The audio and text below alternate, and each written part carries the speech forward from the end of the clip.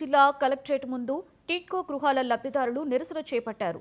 బోడసకూరు గ్రామంలో టిట్కో గృహాలకు 8 సంవత్సరాల క్రితం ₹1,00,000 డిపాజిట్ కట్టించుకొని ఇళ్లు ఇవ్వలేదని ఆందోళన వ్యక్తం చేశారు. వడ్డీతో సహా తాము కట్టిన డబ్బులు తిరిగి ఇవ్వాలి అని డిమాండ్ చేశారు.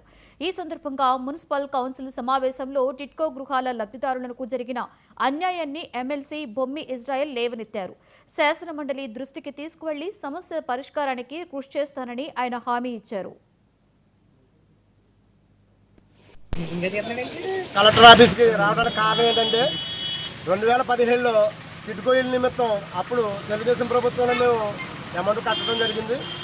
2017లో 25,000 కట్టాం. తర్వాత 75,000 మున్సిపల్ కమిషనర్ గారి పేరు మీద ₹1,00,000 కట్టడం జరిగింది. అప్పుడు ఆనందరావు గారు టైంలో మాకు ఎవరికి డబ్బులు కట్టిన వాళ్ళందరికీ కూడా అక్కడ ఫ్లాట్లు కేటాయించడం జరిగింది. కరెంటు మీటర్లు కూడా మేము అమౌంట్ కట్టేసాం. అయితే మాకు ఎవరికి ఈ లబ్ధిదారులందరికీ కూడా మాకు పట్టా కాగితాలు ఇచ్చి మాకు ఇచ్చిన ఫ్లాట్లు కూడా మాకు చూపించడం జరిగింది. అక్కడ ఇంకా వర్క్ జరగకపోవడం వల్ల మమ్మల్ని ఆ వర్క్ జరిగాక మీరు ఎవరో ఫ్లాట్కి వాళ్ళని వచ్చి స్వాధీనం చేసుకోమని చెప్పడం జరిగింది.